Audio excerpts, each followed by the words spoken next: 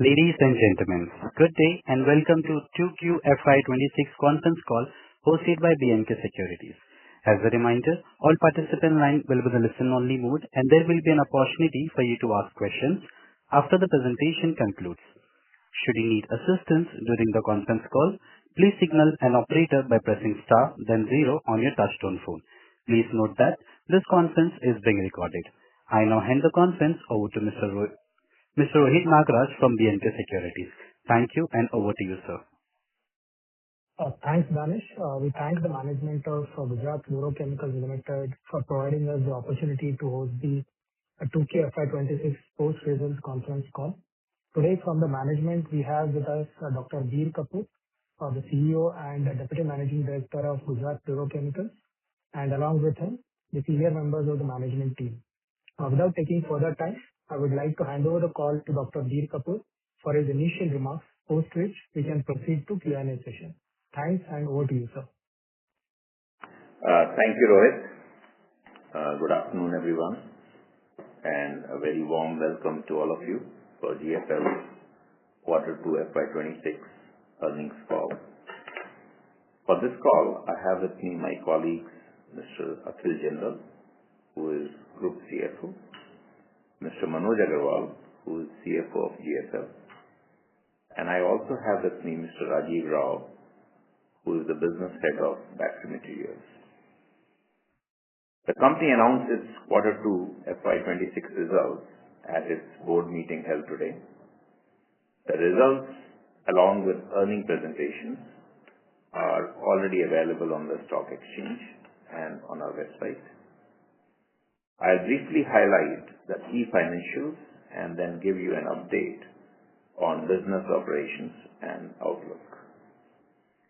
I am pleased to share that we delivered a resilient performance amidst significant global challenges in Q2 FY26, reflecting the inherent strength of our business.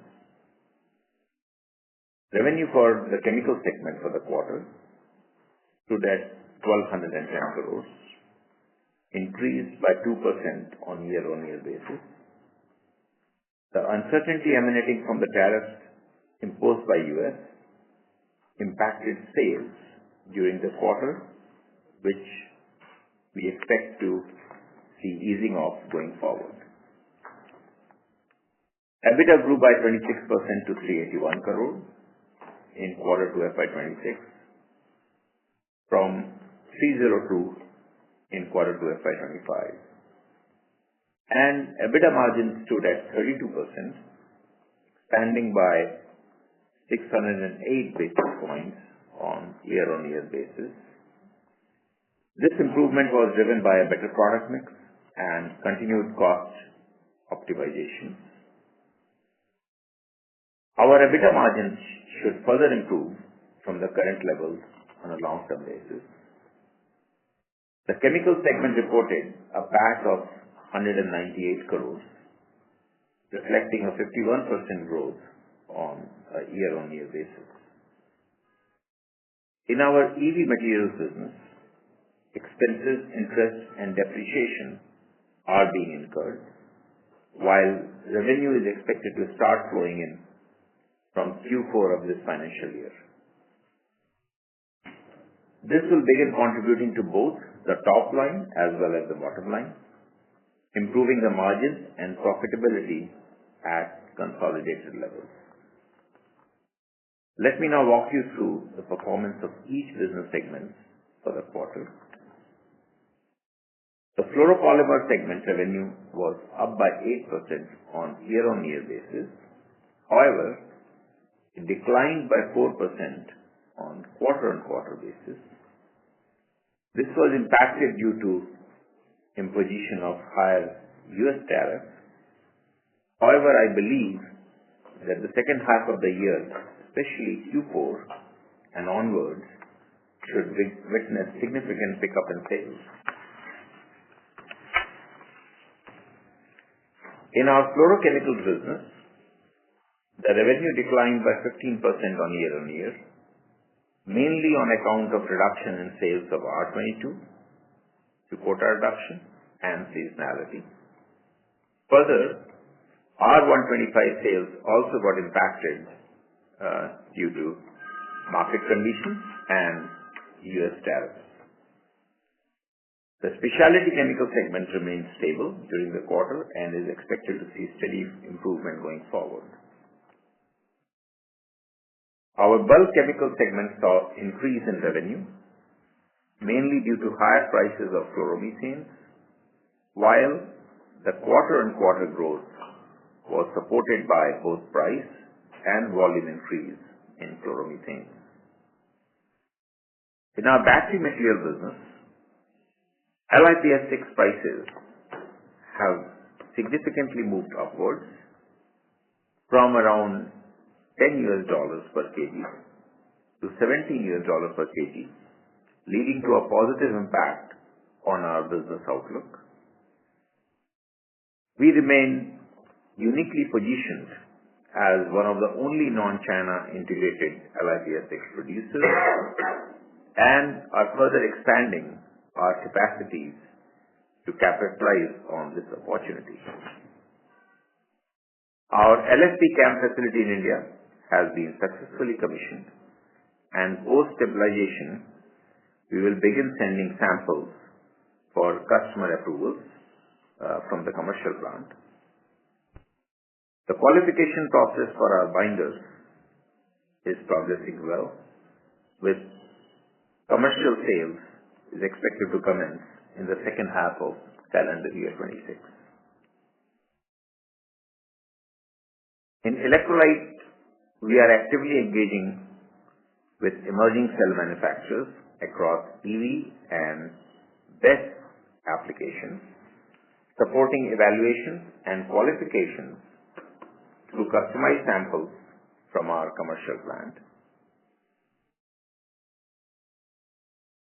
At GFCL EV, we are strategically positioned to emerge as a global leader in the battery material space. With our established capacities, ongoing qualifications, and early customer approvals, we have built a strong platform for growth. This marks a defining phase for our battery material business, and we remain confident in our ability to capitalize on the expanding global opportunity. The battery material segment is very promising, given the recent surge in demand for BESS, which only augments the demand from the EV space.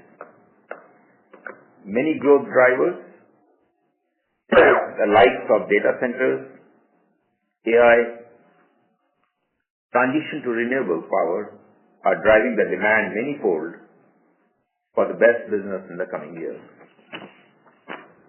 Overall, we are well placed to capture growth across our business segments, largely driven by the surge in demand for fluoropolymers, battery materials, and R32. We remain confident of delivering sustained growth and creating long-term value for our stakeholders. Thank you, and I now open the floor for questions. Thank you very much, sir. Ladies and gentlemen, we'll now begin with the question and answer session. Anyone who wishes to ask a question may press star and 1 on their touchtone telephone. If you wish to remove yourself from the question queue, you may press star and 2. Participants are requested to use handsets while asking a question. Ladies and gentlemen, we'll wait for a moment while the question queue assembles.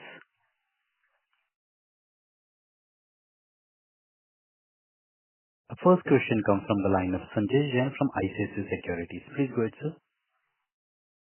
Yeah, good evening, sir. Thanks for taking my question. I got a few of them. First, in the fluoropolymer business in India, now that there is an ADD on PTFE, how do you see competitive landscape in India? There's another company who has come in domestically. In that background, how do you see domestic business shaping up from here, and should that help in the second half of this year in terms of scaling up the fluoropolymer business? Okay, do you want me to answer, or you said you had several questions? Shall I? No, I will ask one by one. Okay. So, thanks, Sanjay. Thanks. Thank you, sir. Now, in fluoropolymers, there has been anti-dumping duty has been recommended by DGTR. Yes. We expect it to be implemented, and that should have a positive impact on the business. Okay, because and we are very well positioned to capture it because we have a very wide range of grades and PTFE, and we expect to see a positive impact of it. Okay. As far as competition is concerned, I think should not have much impact because of our large product portfolio in PTFE as well as the experience in the products that we have. So just one add-on to this, India is about close to 7,000 metric ton of PTFE annually. How much of that are we eyeing, say, FY27, assuming that there is an extension of this duty as modified?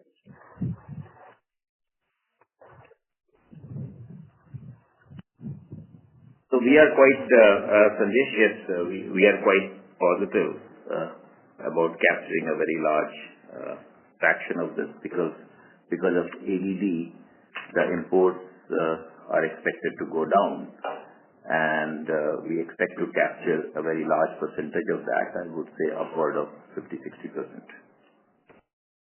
Do we have that kind of capacity in the PTFE to service? I'm sorry, can you come up again, please, Sanjesh? Do we have such spare capacity to cater to the growing demand in the Western market and the domestic demand? Yes, we do have in PTFE because we have as I said earlier also many times that we have a large capacity available in monomer, and in recent times we are adding capacity on the polymer side as well. So I think we are well positioned to capture it. Got it. Now, another question on the fluoropolymer. Given the first half performance, which appears to be much slower recovery than probably what we thought at the start of the year, still hold on to the 25% of growth in fluoropolymer for FY26? We had guided earlier on 25%. So of course there was a little bit of ripple, I would say, because of the global situation, particularly the tariff situation in US. However, if adjusting for that tariff part, I think if I look at the rest of our product portfolio, I think we are geared toward achieving the 25%. And going forward, I mean, we have been trying to focus on multiple markets and trying to readjust to this reality of tariff. See, one of the things that has happened, Sanjesh, is that because of the tariff, the lot of decisions have been kept on hold because a lot of customers were expecting this to be reverted, so they actually put their buying decisions on hold. A lot of it we expect to streamline going forward. So a few things. First, from our side, we look at alternate markets and try to grow there. Second is that if there are indications that this tariff may go away, then that should give us a further tailwind in terms of going and seeking the target that we have been talking about. Assuming if tariff stays, then for new fluoropolymers, US will get this market? See, if the tariff stays, then obviously, in US, PTFE is exempted, you know that. And the new fluoropolymer is the one which is impacted, but we would adjust partly to focus into other markets to grow.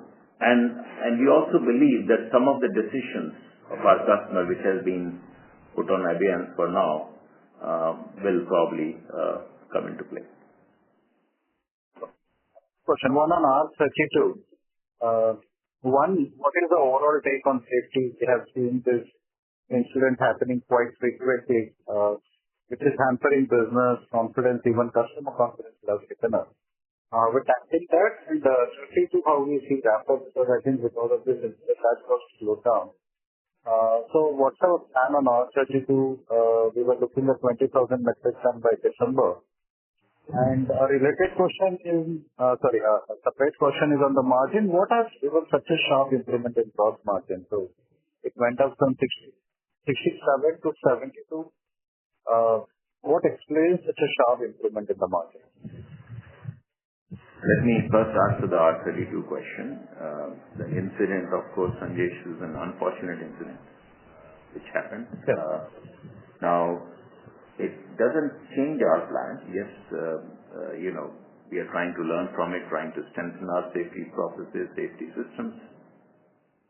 And as far as 20,000 ton target is concerned, we had indicated that target by the end of this financial year, which is March. So we will achieve there. So right now we are strengthening our plant system. We started at a very low capacity, so we are now looking at augmenting that capacity, strengthening the safety system, and coming back now at the target capacity that we had planned. Okay, so the plan of R32 still remains intact. There's not been any change in that. Okay. Coming back to the margin improvements, we always guided that we'll probably be in the range of 30% or on the north of it. This time, there are multiple reasons, of course, because of the product mix, as we are going up in the value chain, value-added product mix is improving our margin. There's also been impact of the cost control, which is driven by the multiple factors, including the power cost. That also we had indicated that we are moving towards renewable, and we'll see more of it as we go along in next few quarters. And finally, there has been some lift because of the currency, and which we also expect to continue. So this margin improvement we see, and we expect it to be sustainable going forward. Very clear, sir. Thanks for answering all those questions. Simply that's it for the comment. Thanks, Sanjesh. Thanks for the interest. Thank you. Thank you, sir. Our next question comes from the line of Ankur from Axis Bank. Please go ahead. Hi, sir. Thanks for the opportunity. Continuing on the tariff side, so just trying to understand the ongoing situation better. So while the earlier tariff, as I understand, was largely passed through to the customers, how much of the revised, the incremental tariff has been passed on? Is it 100% or we have also absorbed some bit of it? So, Ankur, there are two things. First is when we talked last time, in the last one call, that time 25% had happened, and it was a combination of pass-through plus, in some cases, we adjusted ourselves also. Now, the second one, the discussions are all on. However, one of the things which is very different in the second one is that it has impacted. There's a ripple effect because it's not only in India, it's on multiple countries, different kind of tariffs. So because of that, there has been some sort of a readjustments in terms of our customer supply chain as well. So because of that, there has been a delay in decision making. Now going forward, we expect this to be get adjusted. Okay. In some cases, some part will be absorbed by the customer, and some we will have to absorb. Okay. So we are trying to find a new datum as we go along, but it's a very large jump in tariff, obviously, and no one is prepared. But nevertheless, going forward, we expect some adjustments to happen in U.S. market with our customers, and in some cases, as I said earlier, that we look at focusing and developing some of the other markets where we can capitalize on opportunities. So there's a global level. There's going to be some readjustments as it will happen. Okay. Again, this is primarily in context of new fluoropolymers, because PTFE is not really impacted by this. Yeah, correct. Fair enough. Just trying to understand, pre-tariff, will it be fair to say that U.S. will be making better margins in U.S. than, let's say, rest of the world within exports? Pre-tariff, yes, I think so. I think pre-tariff, yes, because U.S. market, of course, is a good value, high value market for us. Sure. And now in the current scenario, which other markets are we focusing upon in terms of, selling our products alternatively to those markets? There are multiple opportunities because, as I said earlier, some of the new fluoropolymers are in the space like semicon applications. And in case of there is an opportunity available in Japan, in Russia, and some parts of Europe. I'm sorry, not Russia, Japan and Korea. I'm sorry. My bad. I'm sorry. Sure. No worries. Fair enough. And second thing, on the LiPF, pricing, which you alluded towards, $10 per kg increasing to around $17. Any thoughts there in terms of, or let's say, any firm contracts that we have, with us in terms of the supplies for LiPF6, and at what pricing are we getting them, incrementally? Yeah, Ankur, it would be difficult for me to talk about the contracts or the pricing, but let me tell you the context why this is such a. See, so far we have positioned ourselves as an alternate supply chain, and also delinking to some extent from the price which is prevailing in China. However, if the Chinese price itself goes up, as what we said earlier, then our overall target markets and the opportunity become very big for us. Okay, and particularly let's take an example of Indian customers. Okay, who always have an opportunity to import from China, and that option is available for them. So in that context, now if the price in China has gone up, then obviously they are better off procuring it from a domestic supplier. So that opportunity opens up. Otherwise, buying from an alternate source always is a strategic decision. Now, in view of these pricing, it's not only strategic, but it's also an economic decision. So that I think it gives a certain lift and creates a much larger opportunity for LiPF6. Now, coming back to the contracts, we have discussion going on with a very large number of customers globally. We have certain agreements in place, but right now it's going through the qualification process, which takes some time. And as I said earlier, that we have reached the benchmark quality, and now the sample from the commercial plant is being tested by our customers, and we expect the sales to commence very, very soon now. Sure, Mr. Kapoor. And just one follow-up here.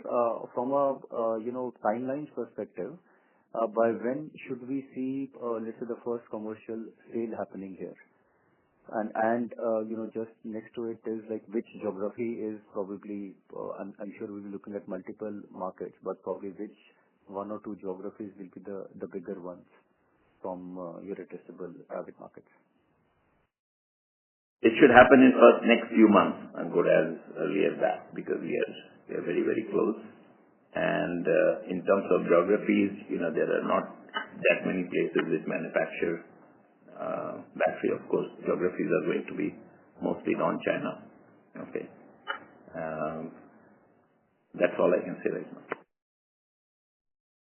Sure, sir. No worries. Thank you and all the best. Thank you, sir. Ladies and gentlemen, anyone who wishes to ask a question may press star and one on their touchtone telephone. The next question comes from the line of Archit Joshi from Nuvama Wealth Management Limited. Please go ahead, sir.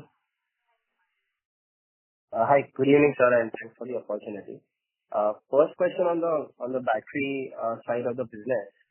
Given that all three growth engines within the EV product space are near to commissioning or let's say commissioned, and we might have all three lines open for doing business, let's say in the second half fully of the next calendar year. Any number that we might be working with here as to what we might achieve in FY 27 in revenue terms? At this point of time, I think, we had given a very broad number earlier, Archit, if you remember, primarily based on asset turnover and investments. It would be very difficult for me to give a very specific number as it's a business which is it's a developing stage. This is a new business with a very, very high potential. It's a great opportunity, and there'll be some time to build up this business. But at the end, we expect this to be at a full-blown, the number that I had indicated earlier, with the asset turnover of close to 2+, with the healthy margins. Rajeev, you want to add anything? Okay. All right. But let me tell you that now what we have achieved is very unique. We have commercial plant now in LiPF6. Our commercial plant now is in operating LFP. I think it's the first LFP plant in India, and it's the first commercial plant which is in a way outside China, which is operated by a non-Chinese entity. So I think that's and also our electrolyte plant is now in operation. So now the process is to develop samples which are commercial samples and go through the qualifications. Unfortunately, in battery material business, the qualification takes time because there are a number of steps.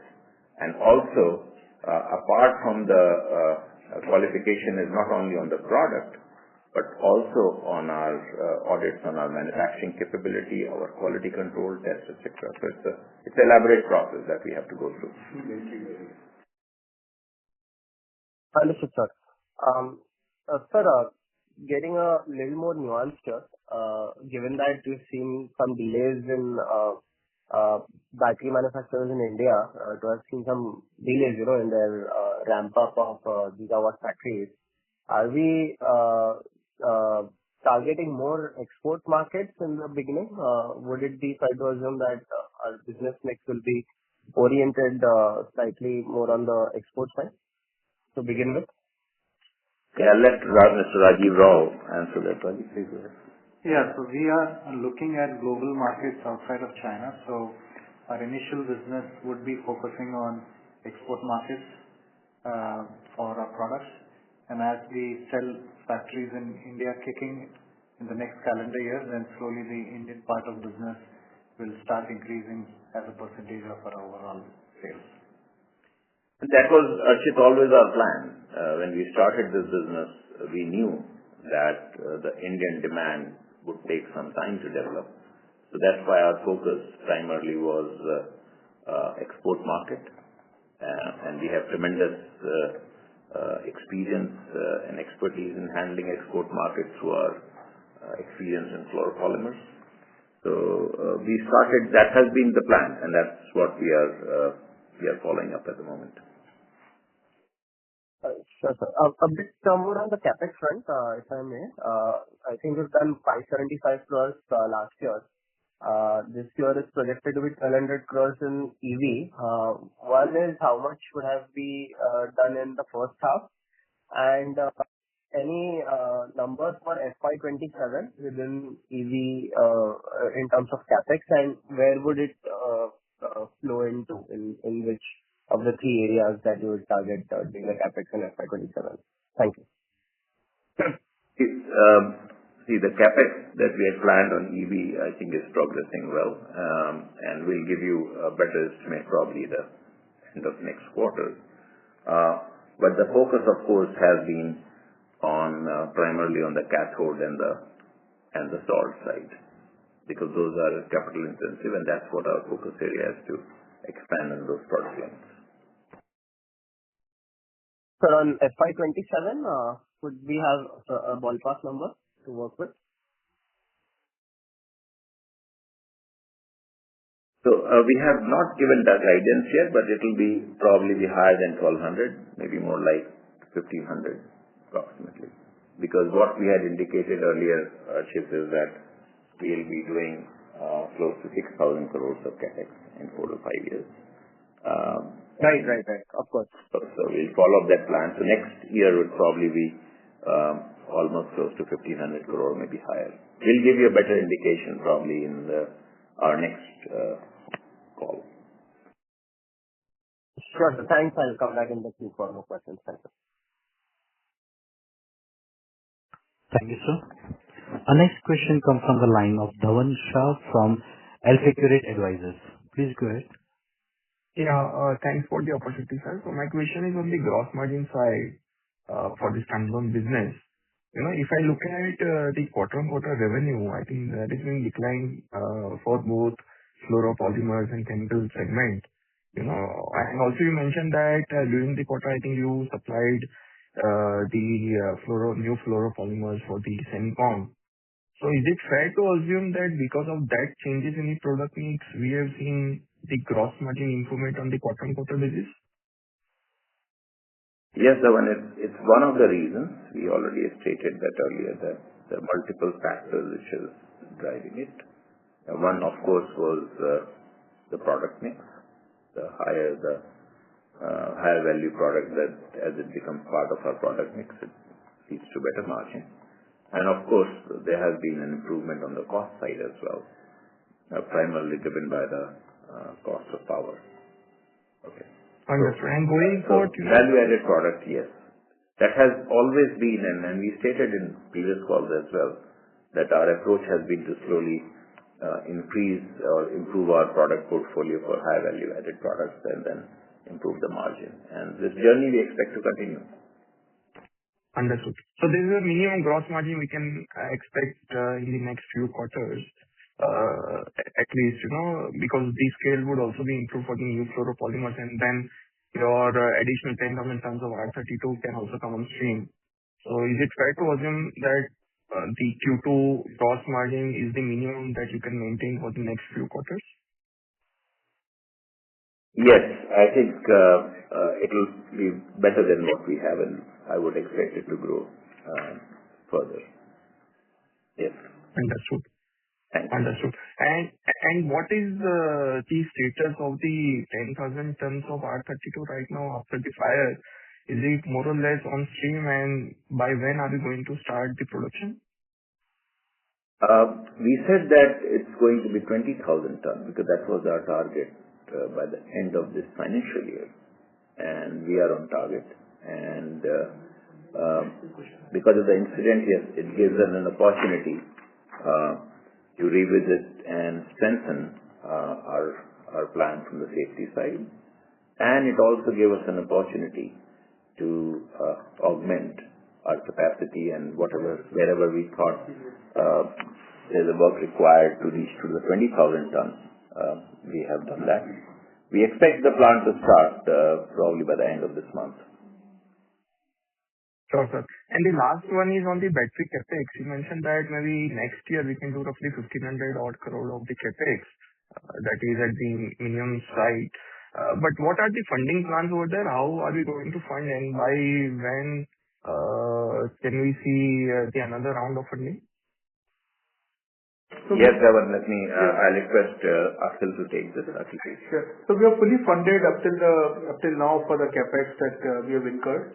In fact, we have almost another 200 crore of term loan that is yet to be drawn, and all the figures are as on 1st of October. So that is being utilized for the further funding. Plus, we are expecting to close on some of the sovereign fund that we discussed with you last time. So we are fully funded for another up to $125 million, which would be incurred over next, say, 6 to 9 months, perhaps a year. So we'll be raising money as and when we need, rather than just keeping the money and putting it into treasury. So that way, I guess the funding will follow the capex need of the company. Understood, sir. And will there be any dilution, equity dilution in the battery business going forward? At this juncture, there won't be any dilution, but of course, as and when the funding is done, that time we'll come back to you in terms of the exact proportions and ratios. Most of them are convertible instruments, so that we would not see any dilution happening now. But perhaps just before the IPO or at the time of IPO, there would be some dilution. But we'll give you the detail as and when the fundings are flows in and that the documents are signed accordingly. Sure, sir. Yeah, that's all from my side. Thank you, sir. Thanks, Aman. Thank you. Thank you, sir. Our next question comes from the line of Krishan Parwani from JM Financial. Please go ahead. Yes. Hi, sir. Thanks for the opportunity. Two questions from my side. First, on the battery chemicals business. Do you expect EBIT break even in FY 27? And if not in FY 27, then by when? Yes, I think we expect it to happen in FY 27. We should be able to reach the break-even point, yes. Okay, I mean on EBIT, not on EBITDA, correct? Yes. Okay, great. And second, on the gas, do you intend to increase your R32 capacity beyond 20 KTPA that you have already announced to utilize your R22 quota entitlement? Yes, our plan is to maximize and take up to the level of our entitlement, which is 30,000. By when can we expect that? I think we'll take that call probably a quarter from now once we stabilize and commission our 20,000 tons. Okay, and that 20,000 ton stabilization should happen by 4Q of FY 26, is that correct? It's end of the financial year. Okay. So next 4 months. And just a clarification on that, or rather a comment, if you can. What sort of utilization level do you see for this 20,000 tons plant in F27?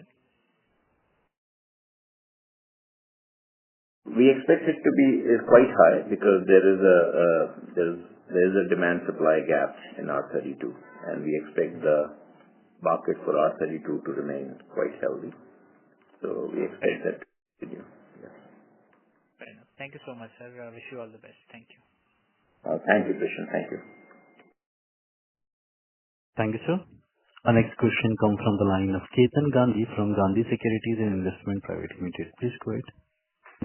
Hi, sir. Sir, any reason for LiPF6 price going almost doubling in the last 3 months? Because corresponding price of the lithium carbonate has not gone up that significantly. It has gone by 10% only. Is it because of the anti-involution or demand supply gap or what else? I mean, can you throw some light? I mean, any your thought will be helpful. See, the pricing, of course, depends on the demand supply. While there could be multiple reasons, but what we see, one of the potential reasons can be on the demand side.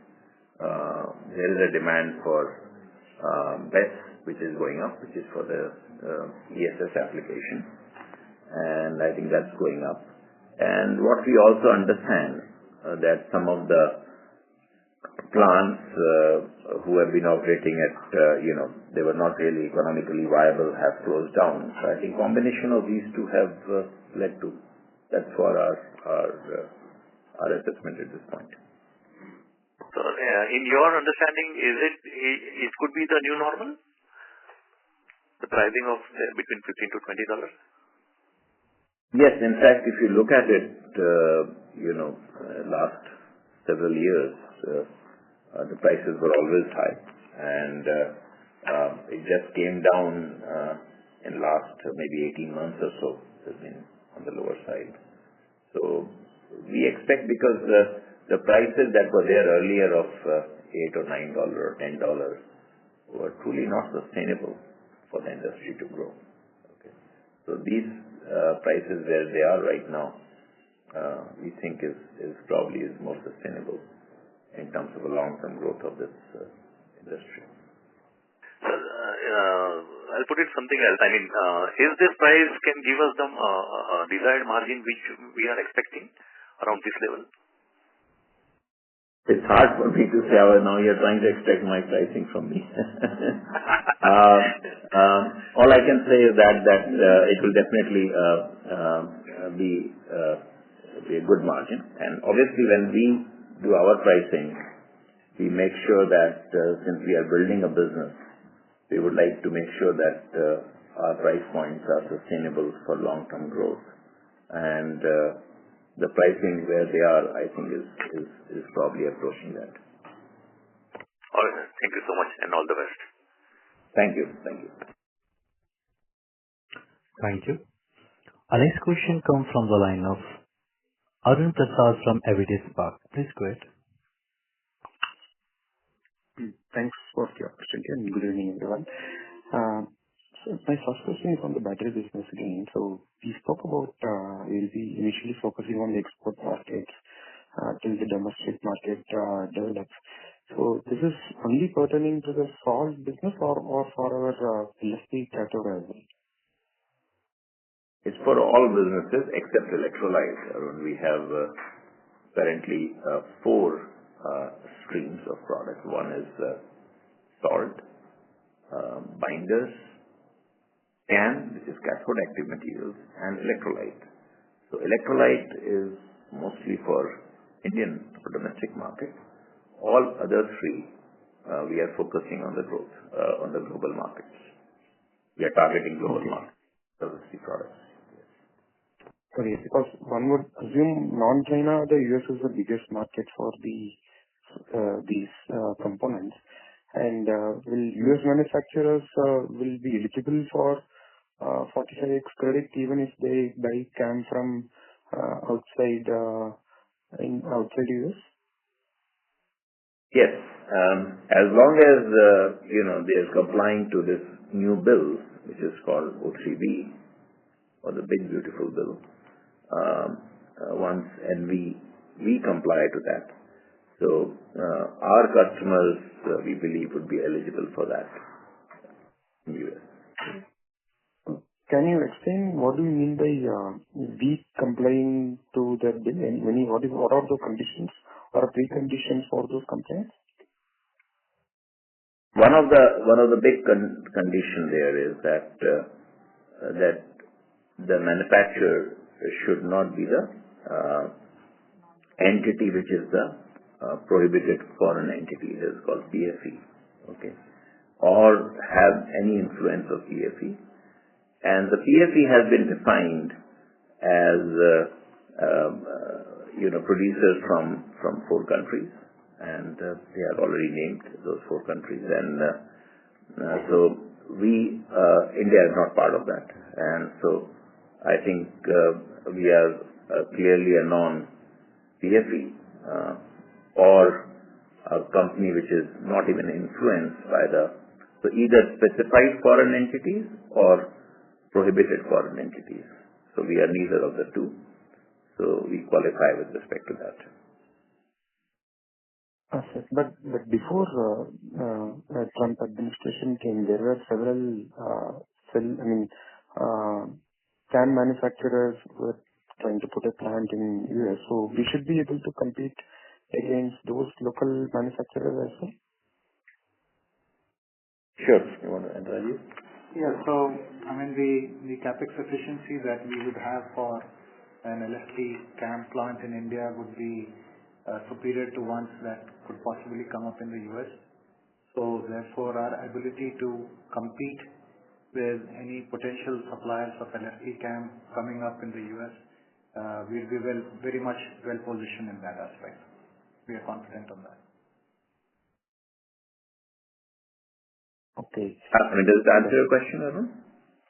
Yeah. I'll come back later. Few more questions, but I'll come back later, sir. Thank you. Yeah. I mean, you can always contact our IR team, yes, Arun, if you're not able to come back today. Thanks. Thank you, sir. Our next question comes from the line of Darshita Shah from DSP Mutual Fund. Please go ahead. Yeah. Good evening, team. My first question. Could you speak up, please? Darshita, Is it better now? Is it better now? Yes, it is better, please.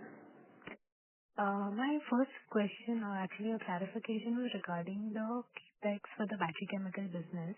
The 1,200 crore capex is on track for FY26, and then you said that 1,500 crore or more than that will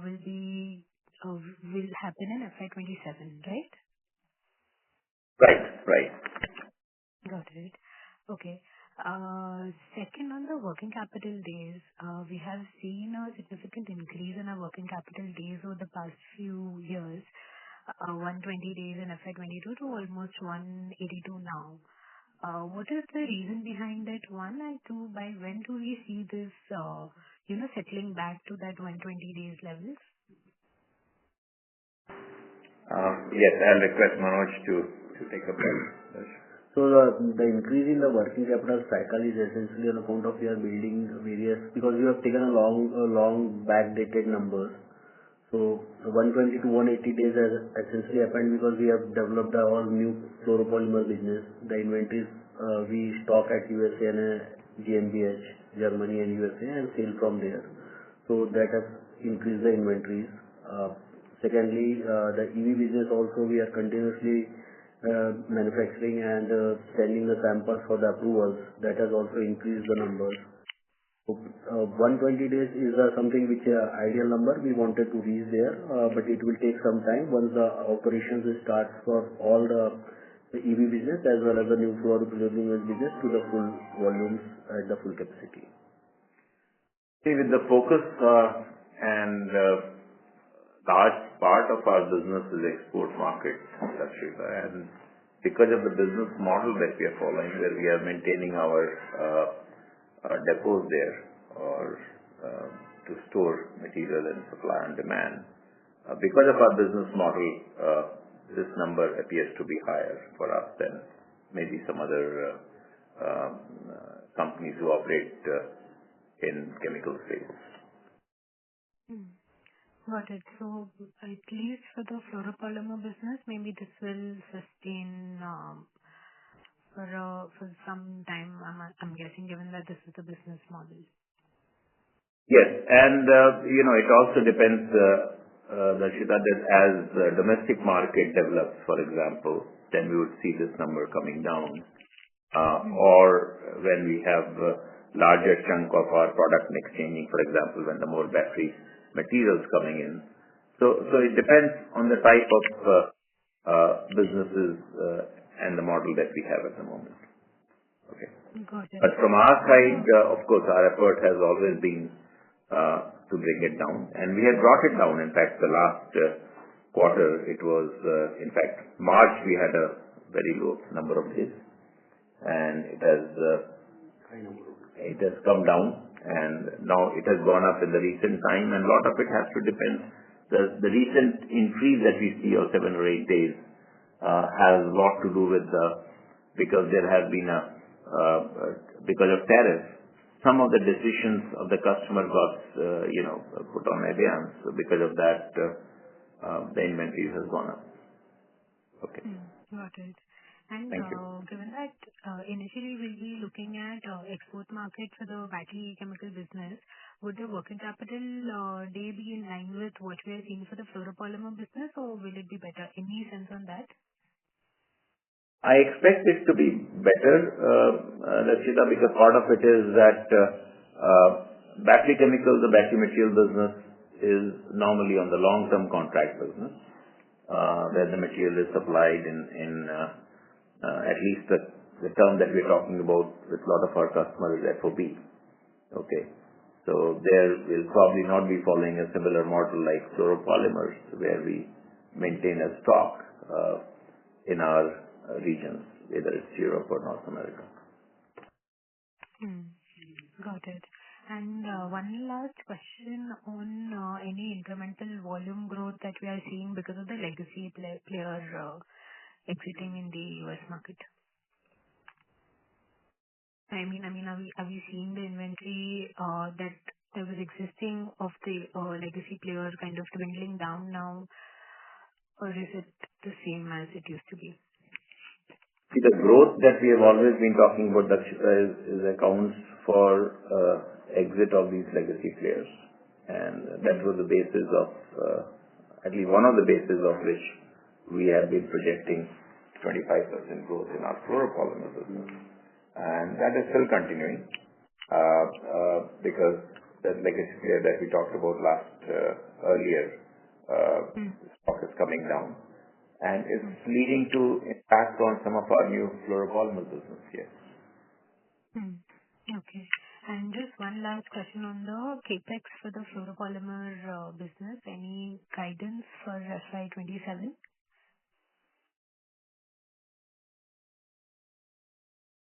I think we can give that guidance probably in the next call after the 3 quarters for the next year. Right now, we are just in the middle executing what we have planned for this year in GFL. Got it. Okay. Thanks. That's all. Thank you. Thank you. Thanks. Thank you. Our next question comes from the line of Archit Joshi from Nuvama Wealth Management Limited. Please go ahead, sir. Hi, sir. Thanks for the follow-up. I just have one question, slightly technical. The phosphoric acid requirement that we have for LFP or maybe even for LiPF6, is that fertilizer grade or is there a very high quality phosphoric acid requirement? And what are the sources, if you can help with regards to P2O5? Thank you. Okay. Thanks, Archit. First of all, as far as LFP is concerned, we are not yet making FP, which is iron phosphate. We are importing iron phosphate, although we have a plan in the long run once we reach the critical volume is to do backward integration. And the FP required there is not fertilizer grade. It's battery grade FP, phosphoric acid. Now in LiPF6, we don't use phosphoric acid. What is used is PCl5, okay, which is a different route altogether. Okay. Sure, sir. I was also asking this, given that China is the largest producer of phosphoric acid, and it comes as a part of the foreign entity of concern. Does our supply chain by any chance get affected because of that, or if we, let's say, continue to import any raw material for that matter required for battery chemicals from these 4 countries, does that come in the way of our compliance with the US being a bigger market?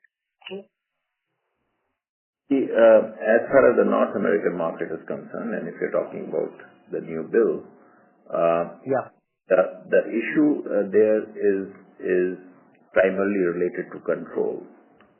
As long as there are suppliers who are available from outside, and as long as there's no control from any prohibited foreign entity on our supply, there's a compliance first point.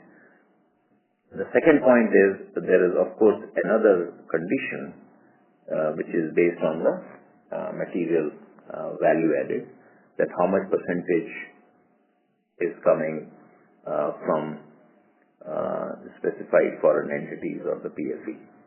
Okay, so it's a complex value added calculation which is done. So at the moment, of course, as far as phosphoric acid is concerned, there are multiple sources which is available outside China. That's not a problem. But of course, so even for battery grade outside of China? No. Normally, what is typically done is that phosphoric acid is taken and then it's purified to battery grade. Okay. That we do in India, the purification process? Possible to do whenever we set up our plant, of course, we'll have to do that. Okay. Got it. And sir, the iron phosphate bit, where do we source it from, or that's also not a concern with regards to availability per se? Right now, of course, the source of iron phosphate at the moment is China. There are, in fact, as far as we know, There are no large capacities outside China at the moment for FP. And so is there not large capacity of LFP also outside China, outside the Chinese companies. So I think it will develop, and as we reach a critical capacity, I think we'll look into developing. There are some other players who are planning to come on FP. So it will evolve over a period of time, Harshit. It's a very early stage, and some of these FP plants may not be economical viable at the volume that we have at this early stage. So, sir, simply speaking, right now, us importing iron phosphate from China would not come in the way of the compliance that you would require. Not really. No. Not really. Not at least for next few years. Because this bill that we are talking about, the conditions become more stringent progressively, okay, in terms of the value add terms.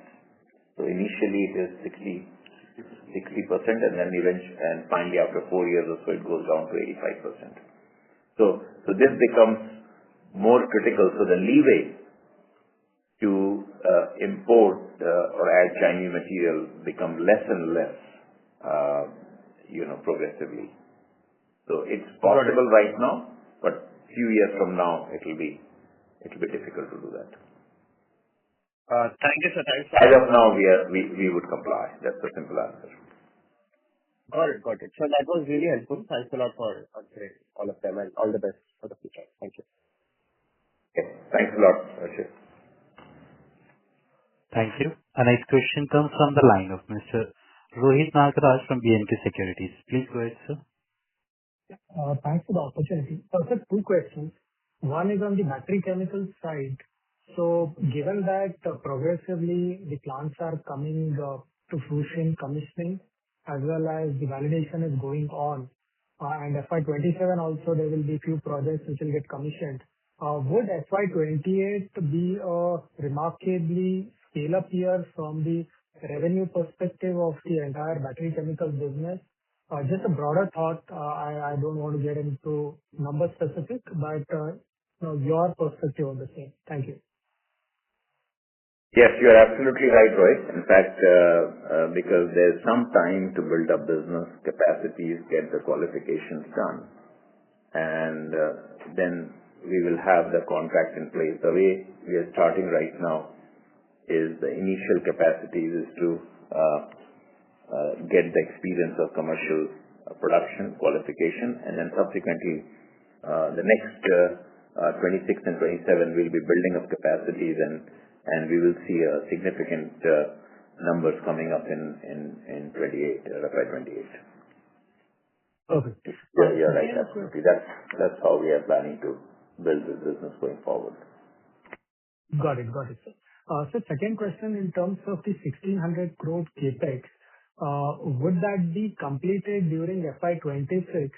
The need of asking this question is, would the depreciation and interest will start flowing in from FY 27 or maybe the second half of FY 27? Thank you. Yeah, this capitalization will be averaged out during the year, so there will be a 50% impact on as against the total capital. Correct. Perfect. That's it from my side. Thank you, and all the best. Thank you, Rohit. Thank you. Thank you, sir.